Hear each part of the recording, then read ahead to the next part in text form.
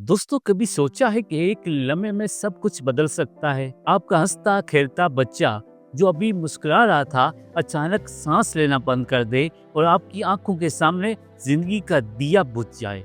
ये सिर्फ कहानी नहीं, ये हकीकत है। और ये हकीकत हम सबको दिला गई जब नन्हे उमर शाह, जो अपनी मासूम मुस्कुराहट से पाकिस्तान के घरों को रोशन करता था, अचानक इस दुनिया से रुखसत हो गया। उमर शाह कौन था? वही नन्हा बच्चा जो अपने भाई अहमद शाह के साथ टीवी शोज में आता था। रमजान, ट्रांसमिशन हो या जीतो पाकिस्तान, उमर और अहमद शाह की शरारतें सबको हंसा देती थी। ये दोनों भाई पाकिस्तान के बच्चों की पहचान बन गए थे।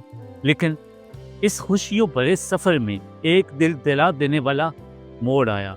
पहले नवंबर 2023 में अहमद शाह की छोटी बहन आयशा शदीद अदालत के बहस दुनिया छोड़ गई और अब 2025 में नन्हा उमर भी अचानक रुखसत हो गया। एक ही खानदान से दो बच्चों का जाना सोचकर ही दिल कांप उठता है। वालिदैन और करीबी ज़राए के मुताबिक उमर शाह को इतवार की रात अचानक कैद हुई, लेकिन वो कैद का पानी मैदे से निकलने की बजाय गलत रास्ते से फेफड़ों में चला गया। चंद ही लम्हों में सांस रुकने लगी और सांस का ये रुक जाना मौत की सूरत इख्तियार कर लिया।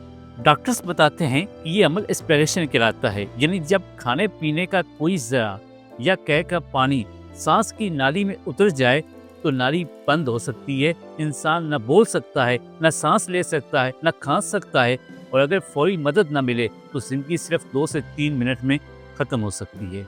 मेरे इत्तफाल डॉक्टर रैया मरियम के मुताबिक उमर शाह की मौत की असल वजह सांस की नाली की मुकम्मल रुकावट थी। ऐसी रुकावट बच्चों में ज्यादा देखी जाती है क्योंकि उनका सांस लेने और खारिज करने का अमल कमजोर होता है, लेकिन यह असर बड़े बच्चों और बड़ों के साथ भी पेश आ सकता है। डॉक्टर्स कहते हैं बच्चे लेटे लेटे खाएं तो खतरा कई गुना बढ़ सकता है। दूध पीने या खाना खाने के फौरन बाद उन्हें लिटा देना भी खतरनाक है।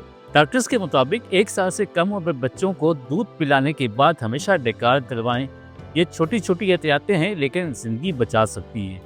दोस्तों, अगर कभी ऐसा वाकया आपके सामने हो जाए कि कोई शख्स अचानक खाना खाते या कह के दौरान सांस लेना बंद कर दे तो क्या करें?